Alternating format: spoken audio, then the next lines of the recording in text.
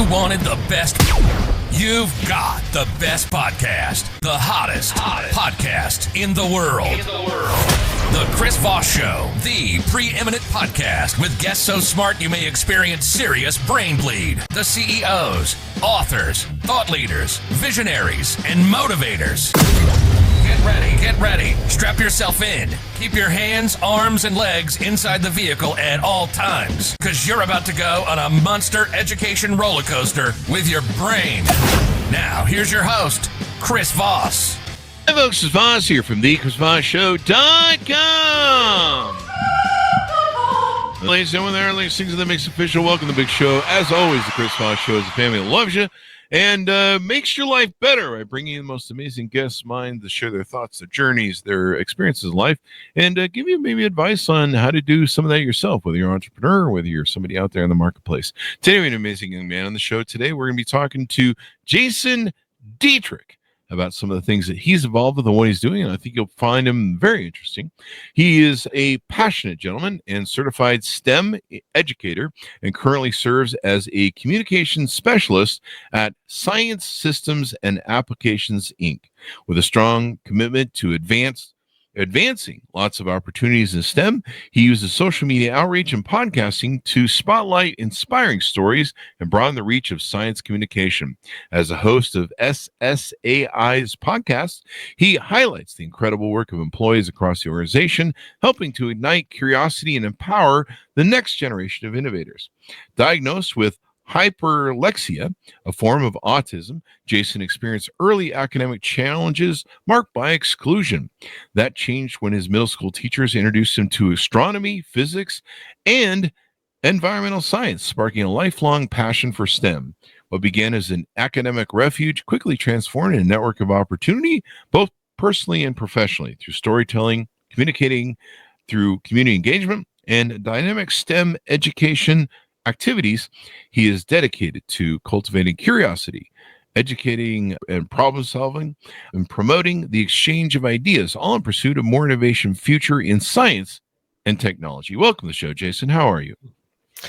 Chris, it's an honor to be here. I'm doing great, thanks. How about yourself? It's an honor to have you too. You're a smart guy. You're working in the science field. Science. It's what was that old line from Breaking Bad? Science, bitch. I loved it when he said it. So, Jason, give us .coms, .orgs, whatever. Tell us where people can learn more about you guys on the interwebs. Absolutely. It's my pleasure, Chris. So I just wanted to share a little bit with your audience and viewers. As you very well mentioned, I am currently a communications specialist at Science Systems and Applications Incorporated, also known as SSAI. And for those of you that might not be as familiar with our organization, we are currently based in Lanham, Maryland, and we are literally right next to Goddard Space Flight Center. So we're about a mile away from there, which is super, super cool. And SSAI is a 48-year-old woman-owned small business, and we are helping to advance science, engineering, and technology to improve life on Earth. And driven by purpose and guided by innovation, we lead in science, engineering, and data analytics to address the world's most pressing societal and scientific challenges, from the depths of our oceans to the far reaches of space. And our mission is to expand knowledge of the universe through excellence in Earth and space science, develop cutting-edge technology solutions, and nurture talent for the well-being of humanity and the environment. And that's not just our mission, it's our daily work. And at SSAI, we bring together some of the brightest minds, whether it's scientists, engineers, educators, technicians, and communicators like myself, who are leading breakthrough efforts across disciplines. From life-saving weather modeling and remote sensing innovations to even supporting the U.S. Department of Defense through satellite-aided search and rescue, we turn data into action. And we are proud to deliver innovative, mission-driven solutions that make a difference for our nation, our communities, and defend our planet. So for anybody who is curious and would like to learn more about what we do, what you can do is you can go to our website, which is www.ssaihq.com. And you can also search for us on our YouTube channel. I'm a podcast guy too myself, Chris, which is super fascinating. I very much enjoy it. So what you all can do is on YouTube, you all can search for Science Systems and Applications Incorporated. So you'll be able to come across our channel. You'll be able to see a variety of stories that our company employees have shared. All of them are truly remarkable. I think we have 76 videos up on our channel right now. So that is another way to engage. For those of you who might be traveling on the road or traveling by air, you can definitely listen to our engaging stories that way too. That's awesome, man. Science. How the world goes round, right? Exactly. Tell us in your words your story. I kind of alluded to some of it, where you went through a diagnosis of autism, and you turned this into a career. And what a great way to figure out a way to make things work for you. I mean, that's kind of what we all do in life. We try and figure out what our maybe true talents are. Absolutely. I couldn't agree with you more, Chris, with that. And in terms of my story, just to highlight a little bit of that, going back to when I was 5 years old, that seemed like ages ago, just as a side note. That was a long time ago. You and me. I wish I could go back at this pace, but they won't let me. Oh. I asked. But yeah, when I was 5 years old, I was diagnosed with hyperlexia. And for those of your audience and viewers who might not be as familiar with hyperlexia, you can think of it as like a brain. And hyperlexia is one particular stem of autism. So if the brain is autism, hyperlexia is one stem. Then there's like Asperger's, and the list goes on and on. But my parents noticed early on, at a very early age, that I was able to read words at such a high level. In kindergarten, I was reading equivalent to a fifth grader. And my parents were just absolutely amazed by that. They were like, wow, our son can really read. So what they did next was they started to ask me some questions in terms of, hey, Jason, what does this particular word or phrase mean? Because they thought that if I could read at such a high level, Chris, then I might be able to comprehend what I was reading. Yeah. So then they asked me those questions, but very often, Chris, I would respond with, I don't know. So hyperlexia involves someone's ability to read words at such a high level, but yet struggles with reading comprehension. And I have to tell you, Chris, that early on in my educational journey, I unfortunately had teachers, including administrators, who are not very supportive of my skill sets and abilities at all. I had teachers and administrators who never showed me the time nor the effort that I needed in order to thrive both personally, academically, and even emotionally. And I had one teacher, Chris, a completely wrong evaluation about my skill set levels and my abilities, that when I transitioned on to middle school, my poor middle school teachers, including my learning support teacher, looked at the evaluation and they said, who is this kid? This isn't Jason at all. This is a totally different kid that they just wrote about. So I struggled quite a bit, Chris, in elementary school. But once I got to middle school, that's when my life changed, because my teachers saw that I struggled. And instead of, pushing me aside, what they did was they sat me down, they worked with me.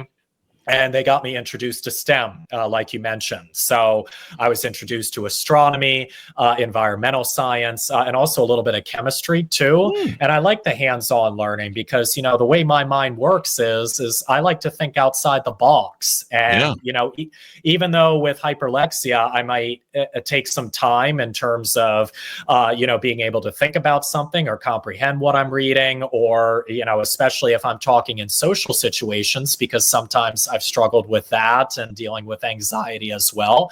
But they helped me to see, Chris, that hyperlexia is a very tiny thing.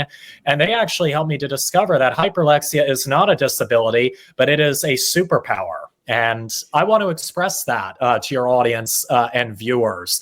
There's nothing wrong with a new way of thinking, and that's what my middle school teachers taught me. And they helped me to see that I was gifted in STEM. I had an eidetic memory, which helped me with studying. I also got involved with music. I'm a clarinet player and also a singer, as well as a side note. So they helped me to identify all of these gifts that I never even knew I possessed. So it was just absolutely incredible. And instead of, walking on the ground or feeling like I never existed, like in elementary school, in middle school, I was walking on cloud 9. And it made all the difference to find teachers who cared and who made a difference in my life. And I just wanted to thank them, especially for helping me to see and recognize that I'm valuable, I have a purpose in life, and now I'm dreaming even bigger. Well, that is awesome. And you found a passion, sort of career and work that you're passionate about. I mean, that's the hardest thing to do, is find something that you like, you enjoy, you're passionate about it. And so I'm glad that came along for you. It's up until the most recent years, and probably even now, a lot of people that are on the spectrum, really weren't understood in schools, especially, 50 years ago when I was in school. I'm really old. You were 35 as a side note. Well, flattery will get you everywhere, my friend. And so I'm glad you found that. It's a real struggle being in a world that's, mostly filled with people who don't have autism or aren't on the spectrum, and we're kind of dumb compared to you guys. You guys are kind of savants in your own way, in a lot of ways, and you guys can do certain things like really, really good, like just exceptionally well. And a lot of savants are autistic or on the spectrum. Brilliant minds that they can think beyond our level. I'm still trying to figure out how to open a can of worms. I don't know what that is. That's a little disgusting as a side note. I don't like worms, but I'm sorry. I didn't mean to trigger anything there. I just thought it was a good double joke. I can't even figure out how to open a can of tuna. Yeah, I figured worms, and guess what? Ironically I'd opened a trauma trigger. Sorry about that. But yeah, worms are kind of gross, especially if they're covered in all that stuff. Now, can you tell us more about the mission and the vision of SSAI? Like, what role does the company play in advancing science? Are you strictly a company that works with governments, or do you work with other companies as well? Yeah, that's a great question, Chris. I'm more than willing to highlight that. So in terms of SSAI, we are a private business, and we primarily work in the government sector and the government agency. Like I said, we are a woman-owned minority small business that's been around for 48 years. We celebrated our 48th year anniversary this past April, which was very, very exciting. And in terms of, our core, SSAI is driven by a purpose, and this is our true purpose: to improve life on Earth through innovation and leadership in science, engineering, data analytics, and also technology. And our vision extends beyond projects and programs. We strive to answer the world's most important societal and scientific questions, like I said, from the depths of our oceans to the far reaches of space. And our mission focuses on expanding knowledge of the universe through excellence in Earth and space science, developing cutting-edge engineering, science, and technology solutions, and nurturing talent for the well-being of humanity and the environment. And, in terms of my role, Chris, just to speak a little bit about my role as a communication specialist, what I am responsible for doing is taking all of the projects that SSAI is currently doing and also pursuing, and coming up with meaningful ways of sharing the story in an engaging way, whether it's through social media, whether it's through podcasting, etc. And we work with many different organizations. Some of our partners are NASA, NOAA, the U.S. Department of Agriculture. We're also getting into the Department of Defense, like I mentioned earlier as well. So we have many different global organizations who we partner with and work with.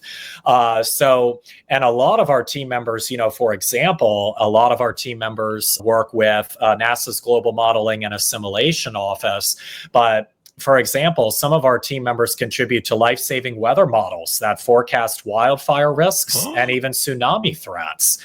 Others use remote sensing to predict water quality changes and harmful algal blooms, which is helping communities act before crises occur.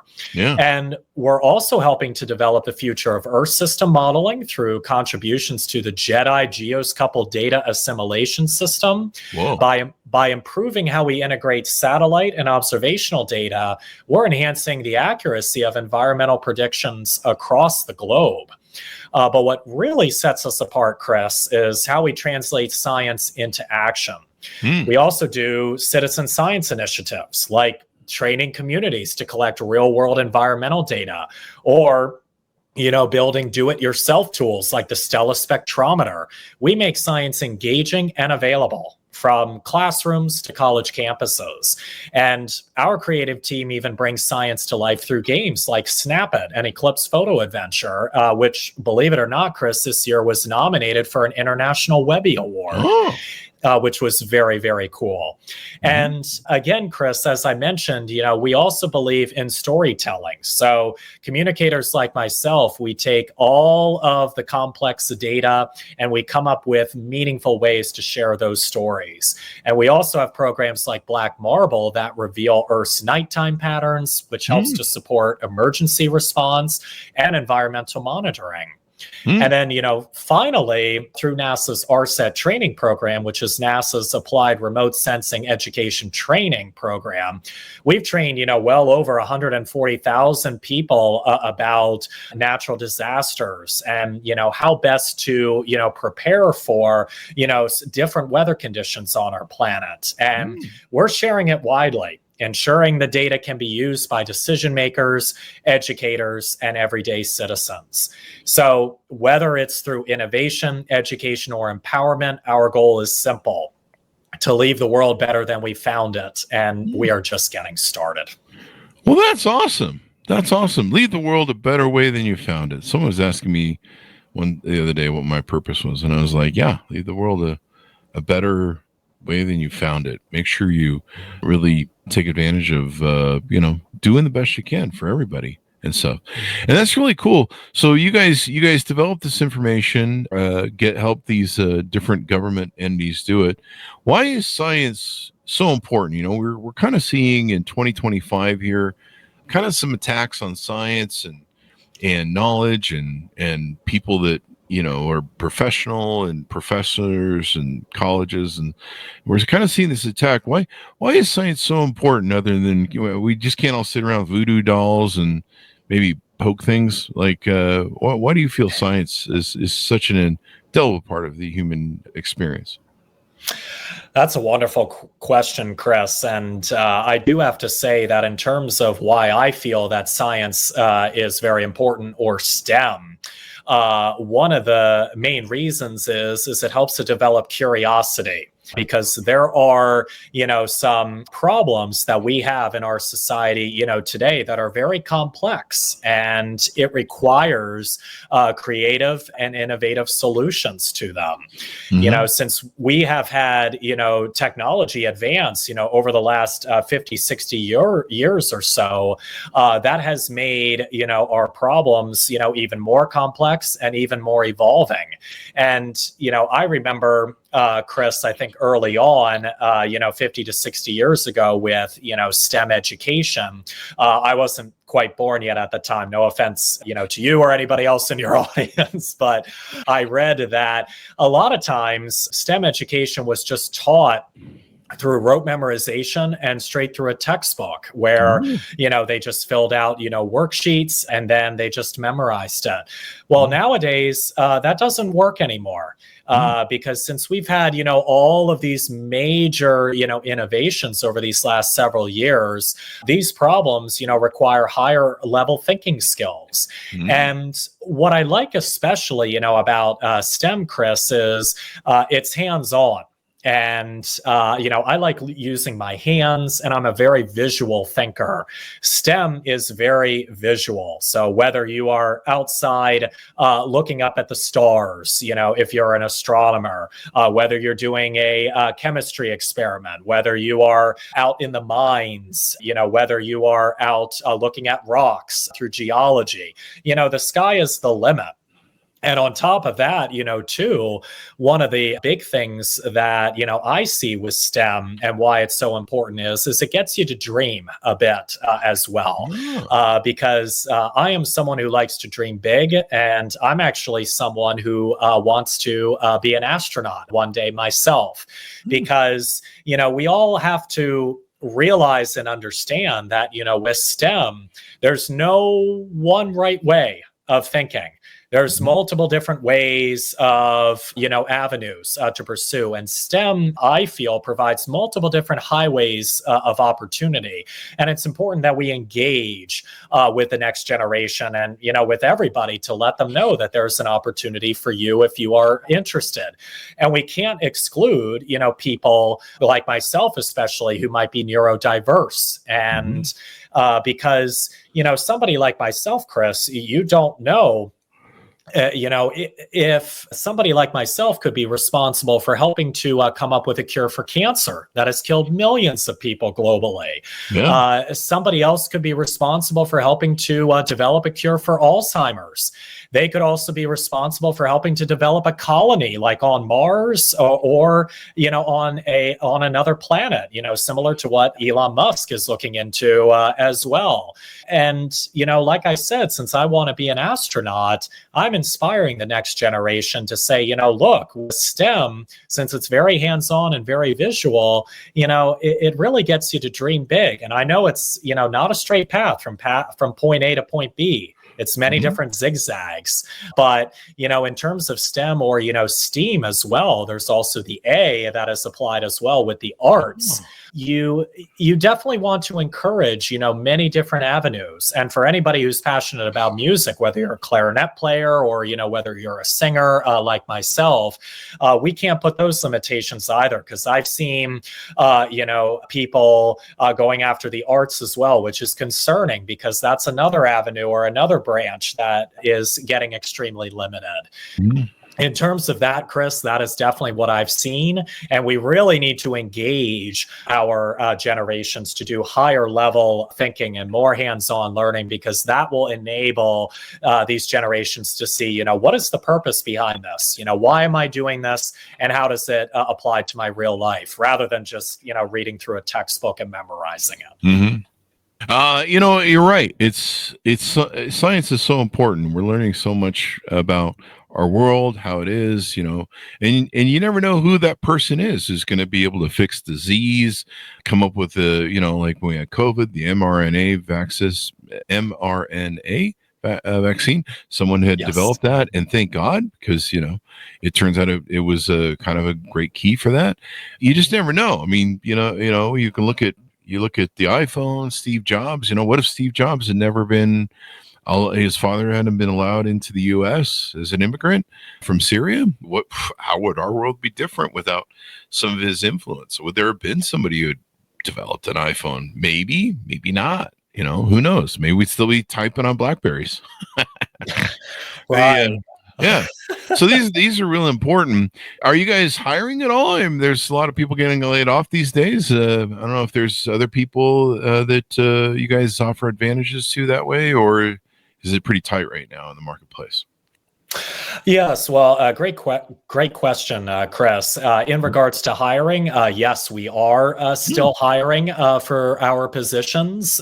So we definitely do have open positions out there. So despite, all of the challenges that, we're all going through right now, it's not just us, everybody is adjusting to, these challenges. And that's definitely what comes, with the new administration. There's nothing wrong with new ideas, and it's important that we, express, new ideas. But what we have to do is we have to adapt to any changes that occur and come. Because I know that sometimes, especially for somebody like myself, Chris, if like something changed originally early on in my educational journey with hyperlexia, I would get very, very stressed. I would get very worked up, and I wouldn't be as flexible. But nowadays I have, the ability to be able to cope with that.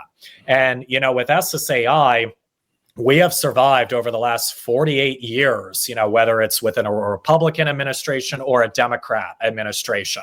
So there is, no reason on the very face of this planet, why we wouldn't be able to adapt to any changes. All of our people at our company, including our company executives, they care.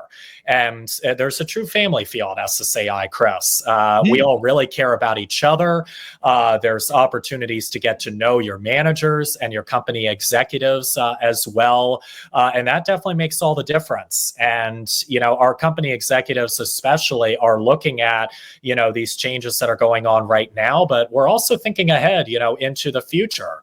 We're looking into AI, artificial intelligence, and machine learning. We've got, scientists who are doing a lot of great work with AI and machine learning. So there's some pros and some cons associated with that, as you very well know. But we are definitely still hiring. Which is wonderful. So I definitely encourage, your audience and viewers to please check out for any, open opportunities that we have.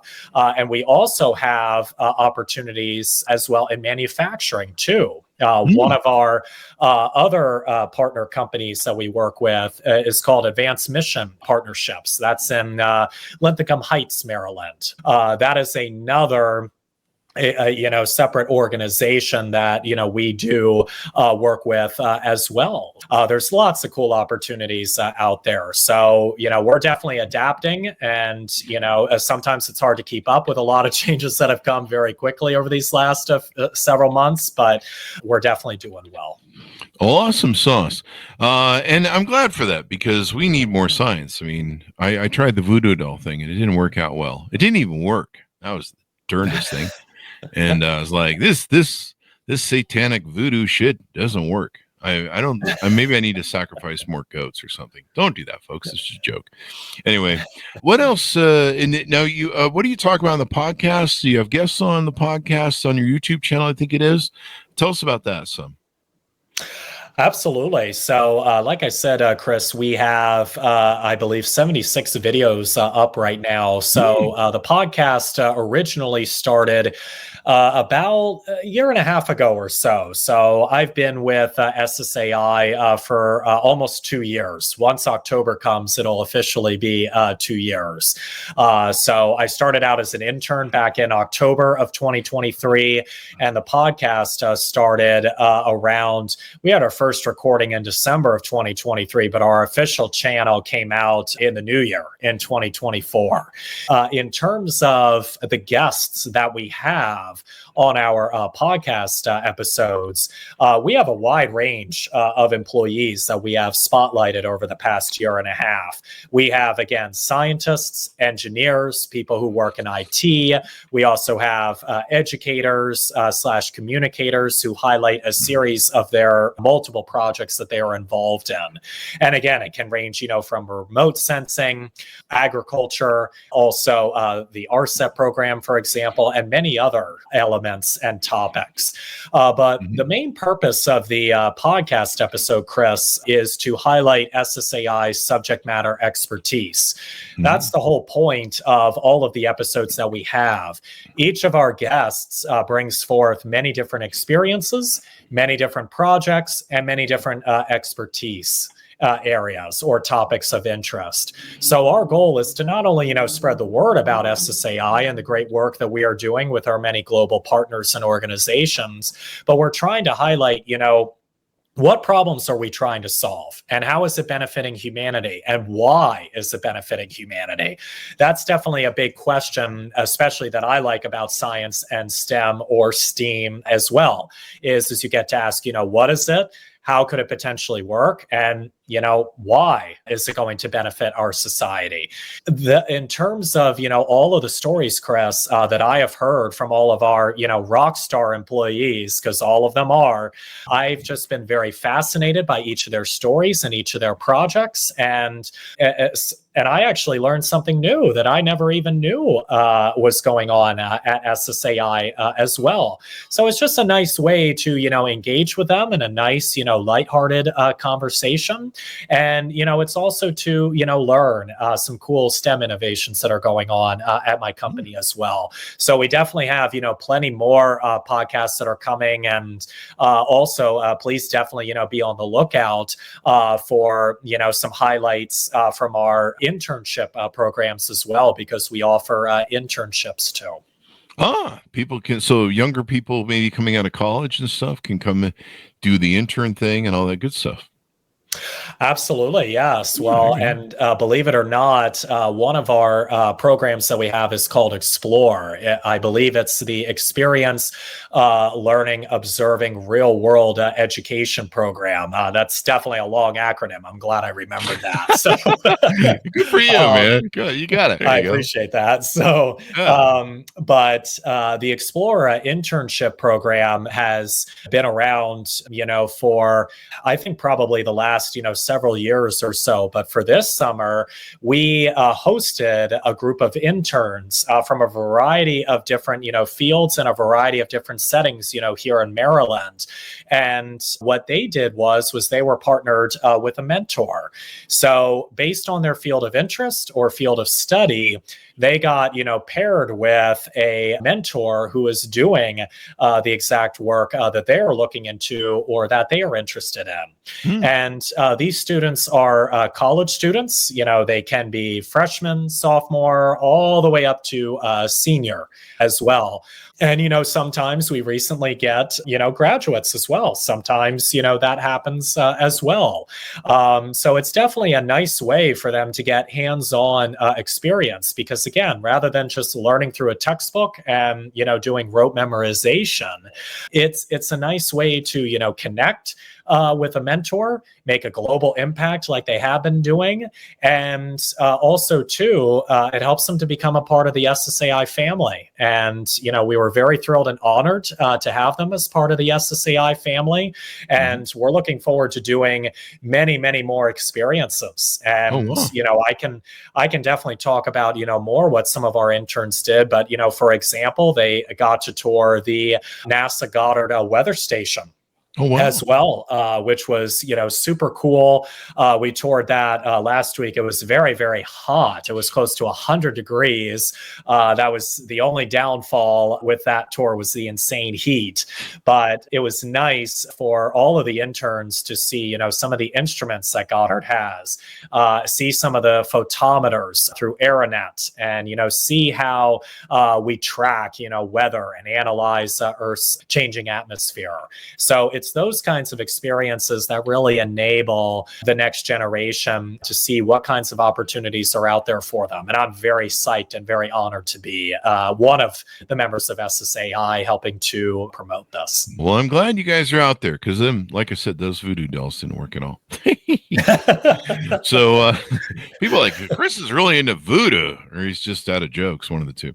As we go out, give people a final pitch out to reach out to you guys, the .coms, where they can get to know more about you as well.